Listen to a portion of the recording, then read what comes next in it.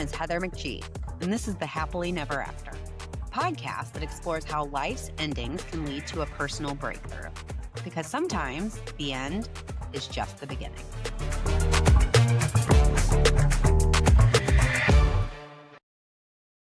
Hi, everyone. Welcome to the Happily Never After, a podcast where we explore how life's endings can lead to a new beginning. Now, if you enjoy the show, don't forget to rate, review, and follow us wherever you are listening or watching the show today. And my guest today is author Shayna Ferm. Shay and I actually met 25 years ago as college students, back when we both attended the theater school at DePaul University. Through the wonders of social media, I've had a seat at the table to see all the steps of the story Shay is sharing today. And I can say that in addition to being extraordinarily talented, she is also so funny, so generous, and so kind. And to get to know her a little bit, Shayna is a lifelong creative with nearly 30 years as a performer, producer, musician, and writer. She can do like 800,000 things well.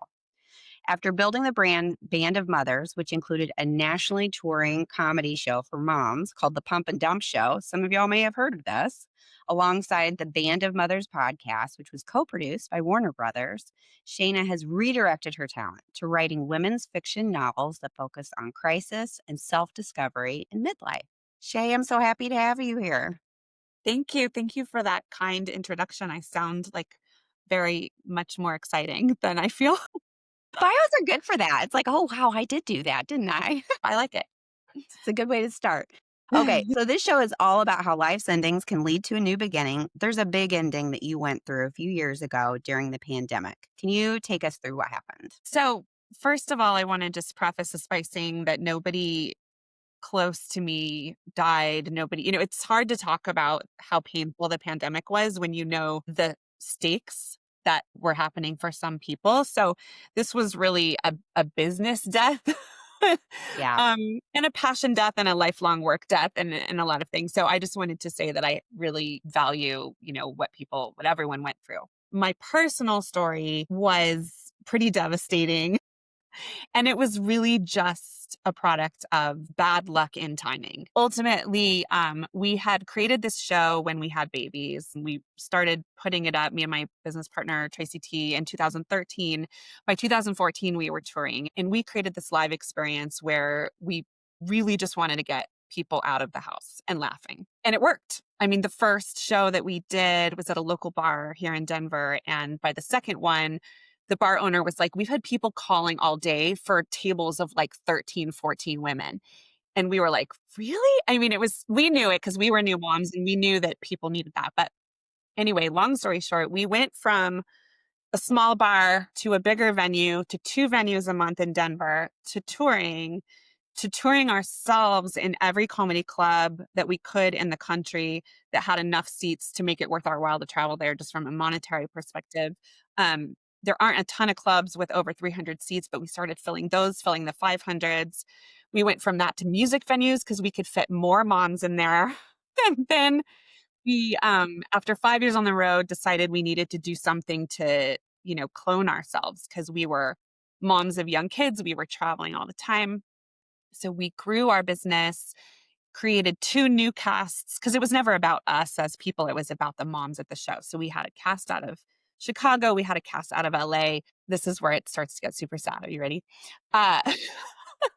We knew we were expanding. We had a team of 15 people.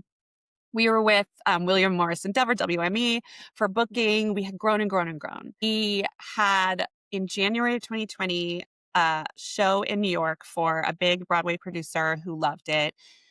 Went and found us a space off Broadway. So we were going to start an off-Broadway run and an East Coast cast because it was going so well with our Chicago and our LA cast. We had 56 shows booked just between March and June of 2020. We called our girls on the road on March 14th and told them they had to go home. We lost everything that we built. We still pay our investor every single month. Now? Uh-huh. Because we raised a lot of money and he was amazing. I mean, he helped us. Our bank, we were in so much bank debt at that point too, because we had, we were running a business, Yeah. you have to upfront market to get shows sold, so Right. upfront marketed that entire tour, and we had a fall tour coming right after that, and we had just raised money, like all of our dreams had just come true. So there was no reason that we couldn't put the money into marketing those shows, and they were, I think half of them were sold out, and this was still March. So everything fell apart. Everything fell apart. And the girls who had really just started and really loved their jobs and were just feeling the power that the Pump and Dump show had, which was to just connect with moms and their stories and their just validate their lives as new moms. They were devastated. We were obviously devastated and felt the brunt. And yeah, I'm like, this is just a sad story. So then we We're gonna have to take a moment to collect ourselves. Um, but we did have the podcast, so our fans were able to like follow us. We had a podcast called Band of Mothers Podcast, which we were lucky enough to work with Warner Brothers on. But the podcast space, right as COVID started, became crazy saturated. Um, and we did well. It's just very hard for that to be sustainable when you just lost your jobs. So, and our jobs and our team was all the live show. So yeah, so that was kind of the devastation. Was that your question? Like, how did it all end? Yeah, well, yeah, it's like, well, what was the big thing that happened? It was huge. I didn't realize you were still having to pay investors back, but of course, it makes sense because there are so many upfront costs in live shows, live theater, and then if you can't put the show on, you gotta pay it all back. Yeah. I mean, it wasn't we're not a nonprofit. It wasn't a donation. It was an investment into our company. And like I said, our lead investor was kind enough to help us pay off the bank debt because that was going to ruin us. It was going to ruin our families. So Yeah, he was kind enough to work out a plan with us. But, on top of the money stress, it was the stress of also being moms with young kids now having to teach them at home, losing everything that we built, and obviously losing the off-Broadway show and everything that had just happened that January. I mean, I remember in being in a cab after we saw the space, which was at 46th and 8th, and it was downstairs. It was perfect. It was like this perfect space for like the bridge and tunnel moms to come in and have this amazing night. And we got in the cab to go to the airport. And I just remember breaking down into sobs and just thinking to myself, oh my God, after 20 years in the business and creating and performing and making and building something, all of my dreams like literally just came true. And we just were like, holy shit, it happened. Then I remember, 2 months later, waking up in the morning and just looking at my husband as the rest of the entire earth did, saying, I just was hoping when I woke up that it was a nightmare. yeah.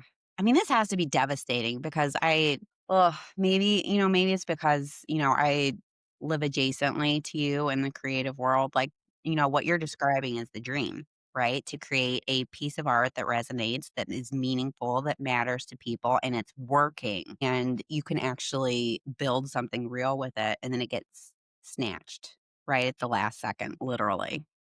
Like, that's And devastating. the 8 years at that point of building it had been, we worked really hard and we struggled really hard because what happened during that time was that YouTube became crazy and Facebook became crazy, and other mom comics who really were invested in video content did really well, and we loved them. There was nothing, I mean, we're fans. Like, there was not a competitive, moms helping moms, like, 100% no notes, like, keep going. Um, but what happened was those people started to tour. Um, in our same range, it would be like we would like show up at a venue that we like blood, sweat, and tears to sell because we weren't video content makers. Right. And we had made videos, but we spent so much work and time, and our full-time job was doing this live production that without help really, that we would get to these venues and we would see these posters up for like these other like two moms coming in, and they would have Yeah. pulled out, and they were coming on buses with like huge things on the sides.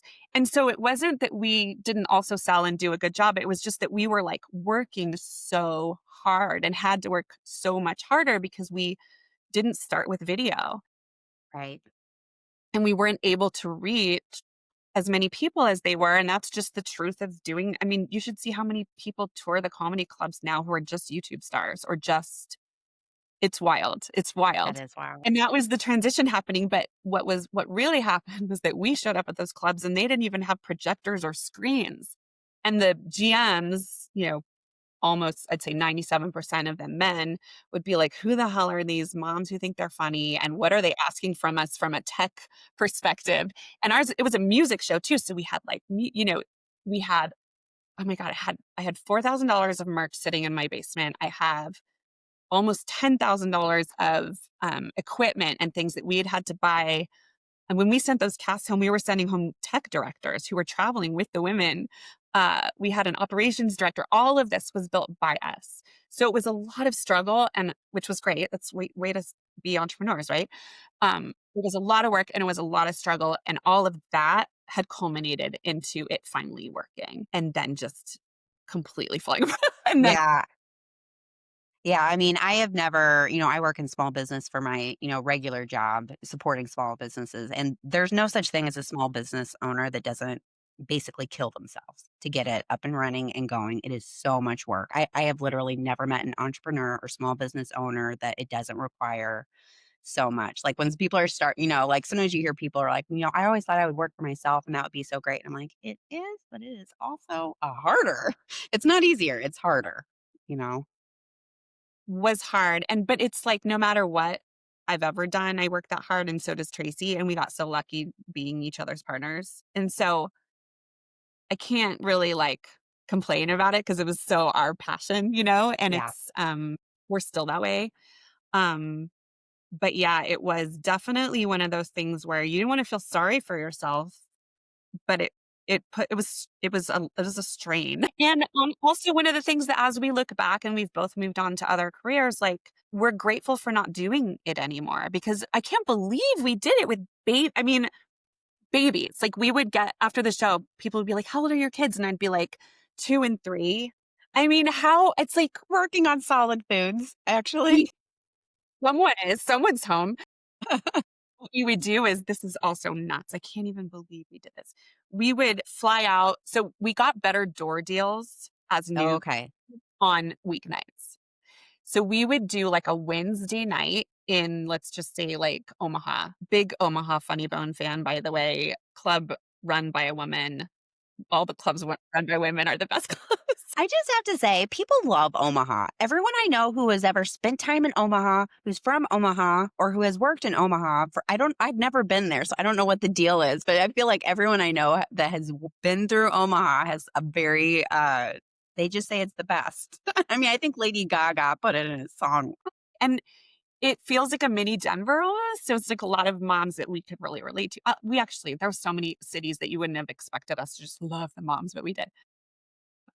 Yes, Omaha, shout out to Omaha.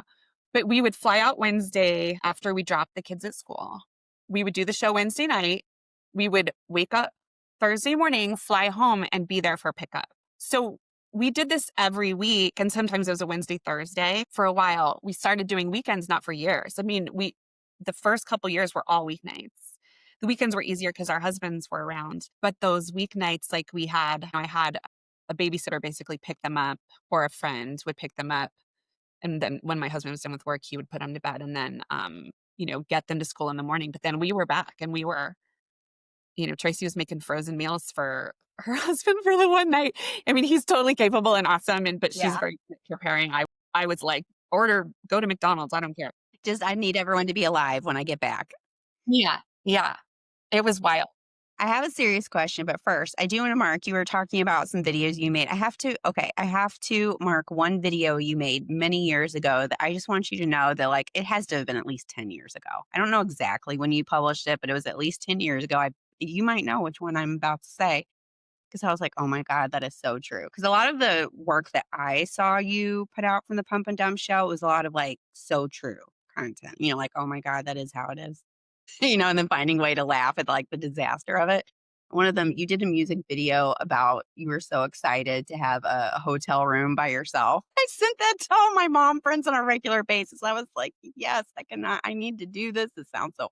It just makes me laugh that, like, that really is, like, the things that as a mom that make you happy are so stupid. Like, literally, it is just the dream to be able to go to a Yeah. hotel room, hold the remote, watch what you wanna watch, go to bed when you wanna go to bed, and nobody talks to you or touches you. Mhm. 100%. It's still a dream, especially now with teenagers. But back then it was like I mean, just sleeping diagonal, nobody waking you, ordering room service is still one of my favorite things in the world to do. It's just, yeah, that was that was a fun video. Like, again, it's hard to make video content. Like, kudos to the people who, especially at the time, were giving moms that kind of joy because being able to sit there while breastfeeding and see something that makes you feel validated and like, "Oh my god, that's so true." We weren't the only ones doing it, and I it was really, really needed. It's still needed. There's still people that I follow who do such a great job. And yeah, that was a fun video, but a huge project in the middle of touring, you know? Top of everything else. Okay, so after a few years, the vaccine came out. As we all know, we were all there. Vaccine came out, things started to, we started to leave our house again. Was there any part of you that considered restarting your business? So we did try for fall. We actually got a fall tour, um, started booking it, and we're getting closer to the first date, and, Omicron came. So it put the real, like, last nail in the Fin what nail do in I say the when it's the last nail? It was the last nail. I don't know what I meant. yeah, yeah. I'm trying to think of like a theatrical or show term that it might refer to. It was ripping up the last ticket. Yeah, it was just like, oh god. So that was we weren't able to do that. So we canceled that, which was sad because we broke the hearts of the moms who were traveling for us. And that was when we just kind of went full ham into the podcast and we're just like, well, this has to be it because we cannot get this show back up. So yes, but because of the costs and because of how much money we owe still, couldn't. I mean, there was no way. And people ask that question a lot. Like, don't you want to get it back up? And it just was impossible. I'm Yeah, sure that was a tough moment. it was. It was tougher. It was actually tougher when we ended the podcast because I think we just knew that it was like the actually, it was interesting. I forgot about this because I've blocked it off. Dark going dark tunnels of the we did a Mother's so every Mother's Day, we had done, like, a gigantic show here in Denver at the Paramount with for 1,500 moms with a dance party afterwards, and it was a huge, huge deal, and we had actually, for 2020, had the big venues already booked for, 3 different cities. We had Chicago and LA and here, and so we ended up getting hired by a streaming platform that had kind of come up during COVID to do a live stream show at the Bluebird. We could only have 40 people in the audience. It was so wild. And so that we had worked on, and that was one of those moments, and the reason I bring this up is because, like, the last podcast where Tracy and I kind of finally, I think, knew we weren't gonna get to do this anymore. It wasn't the night of the show, it was the rehearsal for that show at the Bluebird. I was on stage with my guitar under the spotlight, and I just started to cry while I was singing, and I don't know if this has ever happened to you, Heather, but, like, I was crying so hard and not knowing why. Like, I had to stop, and I kinda went backstage, and I was, like like, curled up in the back of this theater, just everything came out, like, just crying and crying, and it truthfully, it ended up being the last live show that we ever did, and I think I knew. Like, I think I just knew in my bones that I wasn't gonna get to do that again. It's weird how I think sometimes our subconscious and our bodies, I mean, a lot of my emotions start in my body. Like I will, like before I understand what's going Mhm. on, before my brain understands what's going on, I will get sick. I will not feel good. I will be devastatingly depressed, and it just like takes a while to figure it out for my brain to catch up. And I think that's really interesting I don't, I'm an atheist, but I think there are just certain things in life that it's like a spiritual thing. It's like your body knows, your spirit knows, your heart knows, even though your brain hasn't figured out what's going on yet. It's weird. It was like an out of body experience where our amazing director, Kristen Goodman, was we were Is that the talking about. Kristen Goodman I know, or was Yeah, that? yeah, our We went to college with Kristen too. yes, yes, yeah.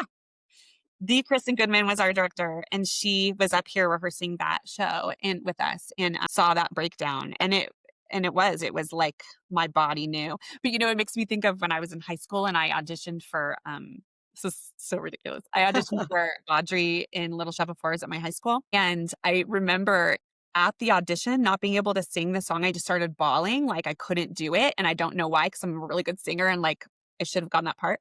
And I didn't get the part. They actually gave it to a freshman. It was like this big rebellion of the theater teachers, like, all that drama. Yes. And I think my body knew that I wasn't going to get it and I couldn't even make it.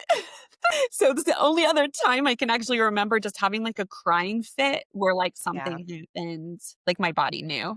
So weird. Yeah. Yeah. I'm thinking about that. You're also making me think about Peter Pan, the Peter Pan show that we both did in college. I don't know why it's making me think of that. Maybe because that particular production was full of drama and crying.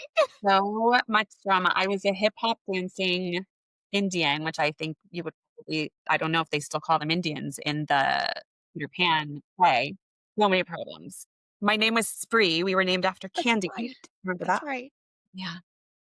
Okay, I'm going way down the rabbit hole, but I know. just for context, at the theater school, Shay and I were in a production of Peter Pan, and at DePaul, they did children's play series, which were very well done, actually. They were very well done, but I think as students there, they were not our favorite to do necessarily all the time. But Peter Pan was a lot of fun. It actually was really cute, but it also included, I think, at least half the student population because it was such a big show, and so that meant there were a ton of shenanigans at all times, and it was just like a total I don't even know how to describe it. A lot of drama, a lot of crying, a lot of laughing, but it was just out of control. All right. So back on track here. All right, you have recently so this has led to a new beginning in your life. And I was so happy to see that you were doing this. You have recently embarked on a new beginning as an author. So you are funneling all of this into a new place. How did that transition start for you? So funny because it's no one is more surprised than me. So, like, just to catch up where we were. So, we're crying in a fetal position during COVID. Yes. Yes. So Tracy, my partner with the Pump and Dump show, and we've been friends since the 8th grade. So I feel like she's my lifelong partner. She pivots to start teaching moms how to microdose mushrooms with a company called Moms on Mushrooms that becomes wildly it like explodes in popularity. She's on the Today Show. She's on Dr. Phil. She's like killing it. And I've always been like my side gig because I was a bartender and this and that when I was an actor in New York. Ended up one of my bartending clients hired me as a receptionist at a design firm. And the art directors took me under their wing and taught me how to design stuff. So then I ended up working for a PR firm as a designer. And so it's always been my like side gig. So when we had Band of Mothers, I was always the creative director. So my point is I became Tracy's creative director and I started leaning into that because I was like, I don't know what else to do with this. Um, and so that became my day job. And it's great because it's still creative, but I was really enjoying being creative for other people. Nothing was my baby anymore, right? So like even Moms on Mushrooms that I care deeply about is Tracy's baby. Like she's the one that has to worry about her staff and her, bottom line. My clients, I'm a handholder and I'm helping people with their marketing and their websites and all of this stuff, but it's not mine. And so that felt really good. Felt like actually really good. And I said to myself, I never want to sell another ticket.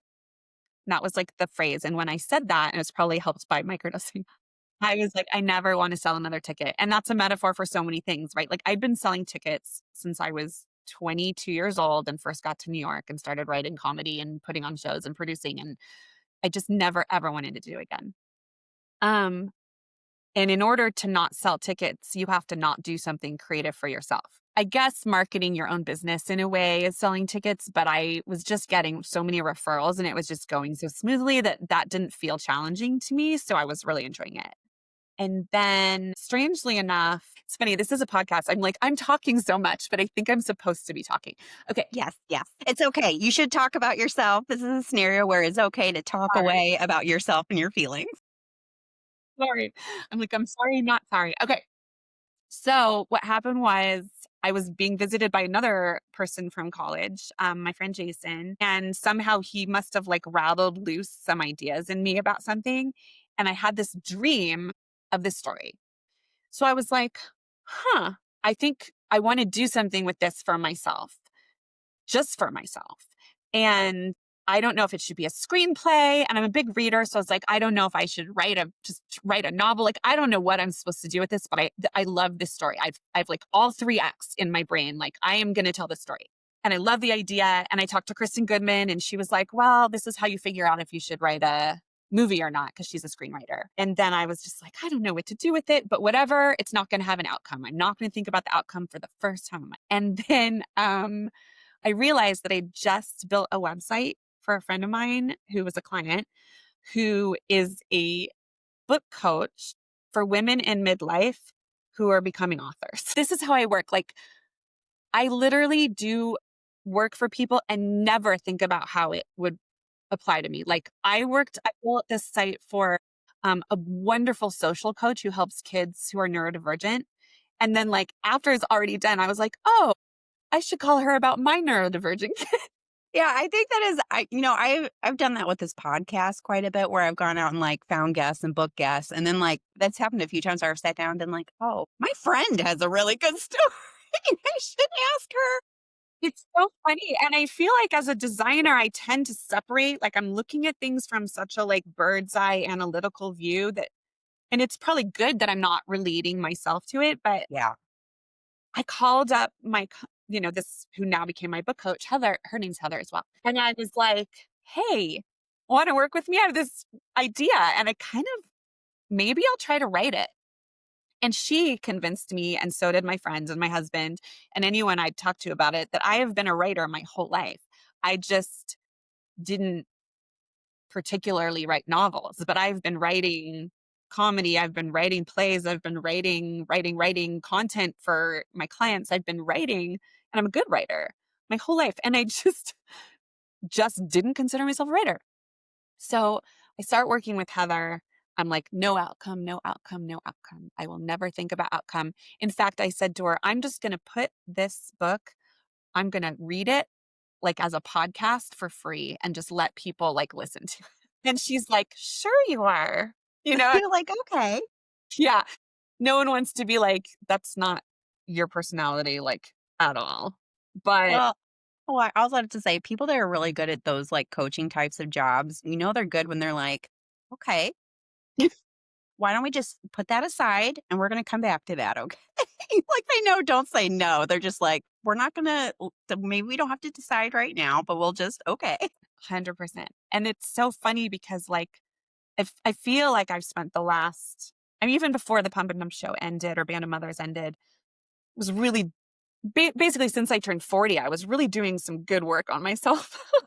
Like really understand, like who I am and what it is how I work, how I do things, like Enneagram for number 3, when I realized that, like things became so clear because I've always defined my self-worth with success. And I know how fucked up that is, but it's just a thing. So now that I'm aware of it, I can do better. So I really went into this writing process with like, don't be a 3. Don't, like, don't try to make something for everyone. Don't try to like make money with this. Don't try anything but like telling this story.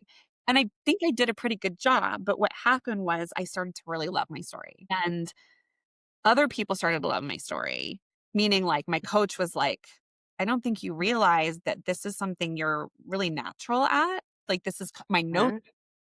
You're taking them so easily and naturally, which again comes from a life of creative. I just heard you talk about this on your Instagram. Like when you've led a creative life, you take good notes.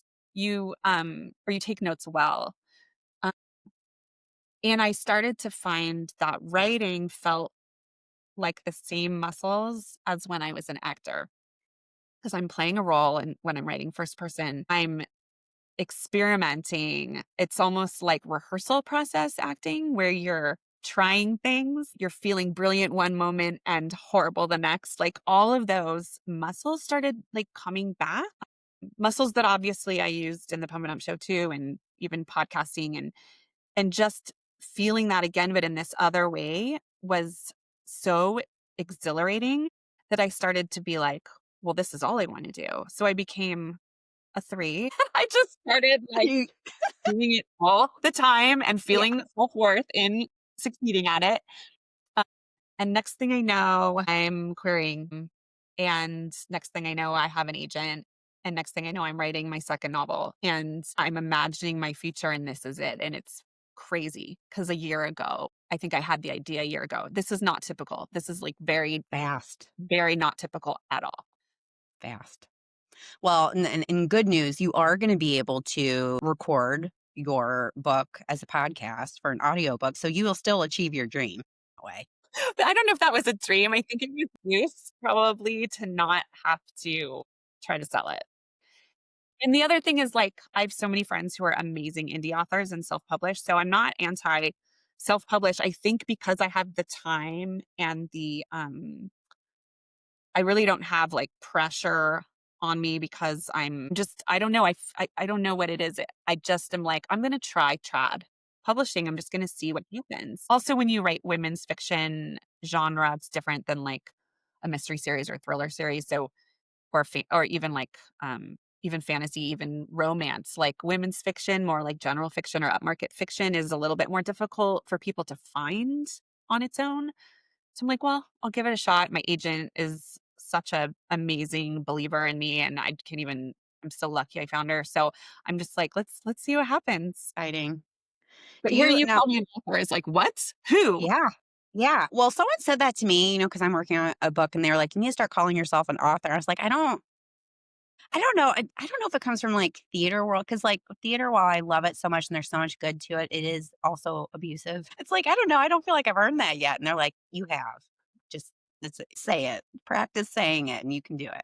Well, there's a lot of similarities, which I really like was resistant to like going into the business side because I knew it was going to be similar. I think. See, these keep falling down. Just I you're know. Anyone unjoking. who's watching video, you're going to get a real treat today because I'm having an allergy attack and I'm going to, carefully edit all these shots out. But Shay's having to watch me wipe my nose with my Kleenex and Shay's straps on her clothes are falling off. It's very funny. I'm undressing for those of you Yeah, just there's a strip show going on for anyone yeah. who's interested. It's very, very 47-year-old boobs 40. happening. Oh, that could be the name of a video or a 47-year-old strip show. Somebody's into it. Yeah, there's something for everyone. And now something you were talking about, and I think this is interesting because I relate to it too. The idea of, we're talking about, I think it's impossible for Shay and I to be having a conversation for creativity and creative process to not figure in. But you talked about how, you were going to try this project as something that was just for you without an outcome in mind. And I have a question for you about that, but also sharing a story in that. So I'm a photographer. I'm actually really good at it. I've been published and I find a lot of joy in it. It's really fun for me. And there was a point in my life where I was like, I'm going to make a business out of this. I'm going to take clients, I'm going to turn it into a business. And it was actually working, but it made me hate photography because I was doing it for somebody else. I wasn't doing it for me. And the big lesson I walked away from is you don't need to monetize everything you love or that Yeah. you're good at. Yeah. So I'm really curious about because that is a switch, like, because a lot of creative projects, you have an outcome in mind, you're trying to achieve something in particular. With this, it's interesting that you started that way and then now that there will be an outcome, but that wasn't the goal in the beginning. Can you kind of talk about the difference there? And like, do you think it actually got you to a better place? Or what is the lesson that you pull out of doing it differently in that way? I think that a lot of this is again like the woo woo 40 plus me. I'm trying to take everything as a lesson, right? Like and Tracy too, like we learned so much doing what we did. And everything we did before that led to the show and Band of Mothers. And so learning how I work and what like keeping my head about me as I go into this new process, I think is the lesson there. So I can sit there and say, like, I don't want an outcome. I would just want to do this for me. But I'm always gonna, and I think most creative people want their creativity to be out in the world somewhere if they've made something they love, right? So I feel like keeping my head about me is only happening because I started by saying, you'll be happiest without an outcome. Now I know I want an outcome. I'd love for it to be to reach people, but how can I do that without making myself crazy? How can I be working on this second book without the first one even in people's hands yet, you know? And it's because making the second book is writing is what makes me happy. Like doing that is what makes me happy. So I think just trusting the process. I have the word trust tattooed on my arm. I'm such a different person than I was 10 years ago in the middle of the pump and dump show craziness. And so how can I really like understand that I'm always going to fall into these patterns because they're so ingrained in me, but recognizing them and moving forward creatively, like just with a better mindset about it. It's gonna be hard. I'm not gonna be great at it, you know? I wish I didn't care about outcome. I really, really do, Yeah. but I do, you Yeah. know? I just think I think what's interesting about it, and I think this is a lesson that anyone can apply to too, it's like, what is making you happy? Like, is it the outcome that's going to make you happy, or is it the act of it that's going to make you happy? And I personally, a lot of times you can't control the outcome. I can only control if I did my best, if I put my all into it, if I made something that I like. I can control that. I can't control if someone's going to buy it. I can't control if someone, what other people are going to say or do. But I think if you think of it in terms of what you can control and prioritizing what you want it to be, and then after that, you just have to let it fly because you can't control it. You can't control what happens after that. And I don't think that we should. No, but you can be smart and thoughtful about what you put out and how you put it out there. Obviously, there's marketing involved in everything now, no matter if you're at a big 5 publisher or not. You're gonna have to, tell people what you're doing. But more than like what you can control, it's more like not trying to make something for everyone. And that's something that I heard on this podcast with Seth Godin, who's like written a million books. It's like not everyone likes Taylor Swift, but she sells millions and millions and millions of albums of music. And um, I can't possibly write a book that everyone's going to think is good. I mean, there's just that's so impossible. And not only that, it's not for everyone. It's specifically for women, and it specifically will hit for women of a certain age. And so I have to know that even in that subgroup, there will be people who will be like, yeah, it wasn't for me. Because I read books and I'm like, yeah, I love that one.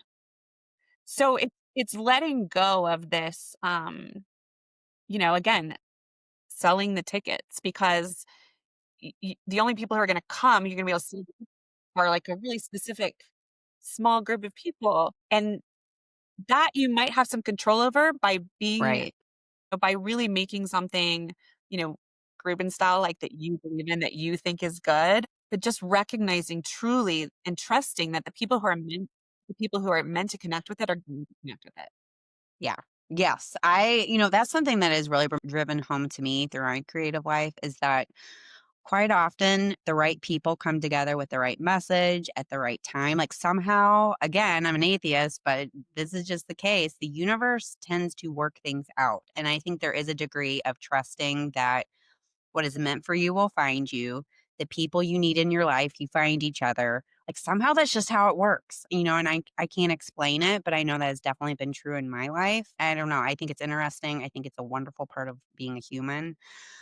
All right. So for you, I have a point of view that everyone's creative because, and it's okay. You can disagree with me. I'm not setting this up for you to agree with me. This is just like how I feel. And I'm interested how you feel about it. So I often hear people say things like, oh, I'm just not creative. That's Mhm. something I feel like you just run into. And there's this idea that creativity has to be art, it has to be painting, it has to be music, it has to be writing. Whereas my feeling is creativity is something deeper. It's an expression of what it means to be human. I really believe a scientist can be like science, I think can be creative. Math can be creative. Like it's like these human expressions are what creativity is. And it's really what does that mean to you? It's an expression of our humanity. What are your thoughts on what it means to be creative or what creativity is? And you can disagree with me. Disagree. I think that it's a muscle. So I think it's conditioning. I think that if it's a muscle that you've never used, it's a weaker muscle. You may Yeah. be more insecure about it.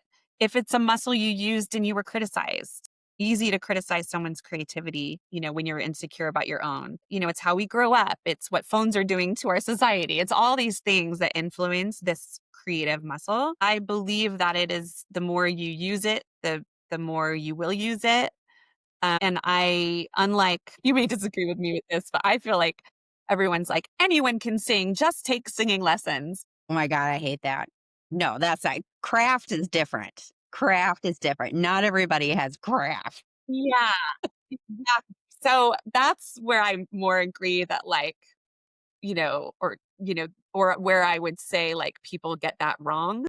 Yes. But I That's the part where people go left and in the wrong direction. But I do feel like the more you use a creative muscle, no matter what it is, even if it's just problem solving, like you're saying in science, or that's creativity. Problem solving is creativity. I've always considered myself a creative problem solver. Even with my kids, it's like, I can't do this or this isn't going to work out. Okay, well, how can I solve for X? Like, how do I will think of 20 ways to do it. But my husband, who's a little bit more of like he's a lawyer, so he's very like rational thinking. His brain doesn't work quite the same way. It needs like proof and a certain pattern. So like, his brain doesn't necessarily always go to the creative problem solving, even though he's a good problem solver. So again, it's the muscle. I've been using that muscle my whole life in different ways. And that's why, when you were reading my bio, like I do say I'm a lifelong creative because even as a kid, it's just always been a part of my DNA, but I do feel like everyone has it. Maybe I was just more ignored and bored as a child.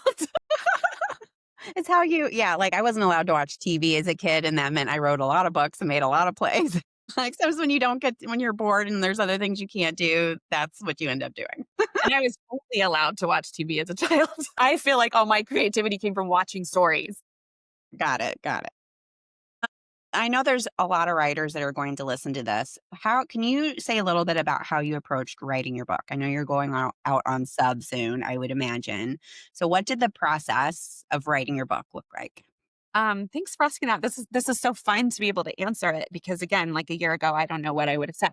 I highly, highly recommend if you're interested in a certain genre, finding a coach because for my first foray, like now for my next book, I've been able to use the things I learned from her. And so they basically say that you're either a plotter or a pantser, right? You either Hmm. fly by the seat of your pants as you write, which a lot of people do, one of my favorite authors talks about how she learns about her characters as she's writing them. And I think that's a beautiful process. My process was from my coach, Heather Garbo Book Coaching. If anyone is interested in writing any sort of women's fiction, that's what she works on. As we learned, women who want to become authors in midlife. And it was a really interesting process, which was a lot, like I said, like being an actor where I really learn about my main character because for women's fiction, it's all about the arc of the character and really that one woman's story. So we dig in by figuring out the point. What is the point of your story? What are you going to be saying when someone closes this book at the end? And having that as a North Star has been so helpful. And for my first book, it took me a while to really know how to say it because I knew what it felt like, but I couldn't, Hmm. even as a writer, put it into a sentence. And so that becomes kind of your private North Star as you do everything else. So my process, back to your question, was to really do a lot of preparatory work to understand who I'm writing about. And that included all the story beats kind of based on the Save the Cat structure so that I had all of that in mind. So then I was For me, it was like filling in as I wrote. And I think that's why everything poured out so quickly because it was really prepared. Now, with the next book, and I almost said books because I started a number two and then switched completely to an entirely new number two. So I've now been through that preparatory process two different times. It didn't pour out of me as easily because I mean, again, like I dreamt that story, the first one. Yeah, sometimes it's like bolt of lightning, that comes to you, and then other things, they come a different way. It's more like polishing a stone. And I didn't abandon the second one, the first second one. What I did was have another bolt of lightning. And I knew because the first one was a bolt of lightning that when I got this bolt of lightning, even though I'd already started the other one, I was like 15,000 words in and I had all that preparatory work. I had the plots, I had plot points, everything, Dark Night of the Soul, like everything planned out. It came to me like lightning. It just was a synergy of ideas again. And I went, that's it. And I also think that I'm learning as a writer that writing what you know is so true. So it's like the oldest line in the book, right? Like, write what you know, write what you know. But when this newest idea came to me, I know so much about this world I'm creating. Why not write about it? It's fiction, but I know what it's like to be a comedy writer in the early 2000s in New York City. And I'm going to use that for my character. Her story's not going to be my story, but I know that life and I know what that was like. And I think a lot of people might be interested in it. There goes my marketing brain. I think people will buy this one. And then I found a way to overlap with the first one, which will be interesting. So I think it was just the lightning strikes really helped. But process wise, definitely a plotter. Like I need to have this thing that I fill in. Um, and I haven't really yet tried to pants it. So we'll see. Fun. Yeah. I'm excited to see where it goes. Okay, so as we're wrapping up here, what would you like taking the bird's eye view? What are some of the biggest lessons or surprises that this ending leading to a new beginning have taught you? It's funny you asked because I was going to say this earlier and I forgot. I feel like now, looking back at what we went through with the show, and we had an app and a it was like this with the business. I feel like I'm not even sure how sustainable it would have been. I'm sure we would have made it work, but I'm actually grateful because our kids were getting older. We were getting maybe in over our head raising all that money. I mean, I don't with three casts and a four casts at that point, it would have been with the East Coast cast. Like, I almost just feel like as tragic as it was, what I've come to and maybe what I needed to come to in order to heal myself is just realizing that this is what it was supposed to be. It wasn't ideal. Still owing money is not ideal, but we were working ourselves to the bone and life just feels very different now. And our kids need us in a different way as they're older and teenagers. Like it's very different from when they were little. I could leave them and come home and just feed them and snuggle with them and give them, they needed different things, you know? Oh, it's so much emotional need from teenagers. And I just don't know. I feel like what was supposed to transitioned in the most horrible way. And that did involve some crying on the floor in a fetal position, but that is how it goes with those types of endings. Yeah. It's weird. And when I took over our Instagram account because it was dead for 5 years, even though only a very small amount of the large amount of people we have following us are even seeing my posts yet because I just started taking it over. Right away, I got people writing me DMs just thanking me for the show and the podcast all those years ago. So, like, I can always take with me how meaningful it was, and now those same moms, like, are gonna love my book. It's for them too, you know? So, I think, it's like a piece. Like, I feel like now this transition, I feel very at peace, and I don't know if I don't know what's gonna happen with the writing. I'd love for it to be I picture myself at 75 with my laptop, um, in a gazebo on an island also, that's part of that picture. Where you will have sold millions of books, so then you can buy a few different homes in beautiful locations for you to go visit.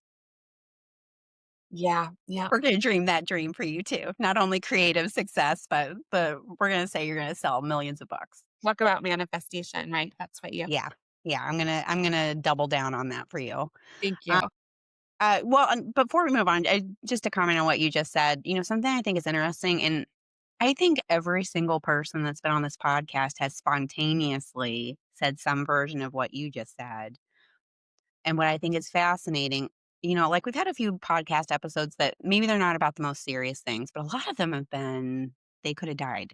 Like it's like that serious. Like they had cancer fighting for their life, or they were horrifically abused, or, some really awful things have happened to them. And something that I just think is, I mean, it's fascinating. We were laughing and smiling, and they said some version of what you said, of that they were grateful. And this is not about toxic positivity. Like, it's not acting like this stuff was great, because trust me, it wasn't. Getting divorced is not great. Getting really sick, not great. Losing your whole business that you worked so hard for, not great. The beginning can be great. The thing that happens afterwards, that can be great. And it's just so, it brings home to me that two things can be true at the same time. Something can be really awful, and it can also lead to something really amazing and beautiful and good at the same time. Well, Shay, thank you so much for being here and sharing your story today. This was so fun. Where can people find you if they want to work with you or hear more from you and find out when your book is getting published so they can buy it? Thank you. And just to say too, like, I'm so inspired by you and your constant creative life. So keep it up and supporting people, especially like I said at the beginning, like, a lot worse things have happened to human beings, especially like you said, the people on your podcast. But thank you for exploring these stories and mine too, and validating the rebirth, because it really is like part of my story, and I just appreciate the opportunity to tell it. So thank you. So people can follow me at Shayna Ferm Writes on Instagram, and that's basically where you'll get all of the updates as soon as I have updates and a book to sell. That is where you will find out all the things. It is the one place I'm going to try to like put my effort in the most. I do have a Substack also at Shayna Ferm Writes, but I'm finding that as I write a second novel and go into submissions and all of the things, that I'm not keeping it up as much. But if you are on Substack, please follow me so that you'll get the newsletter and all the kind of stuff. So And I'll make sure I will link all of these things in the show notes so you don't have to rewind and re-listen to this. I'll put it in there so that everybody can find it and link out to it.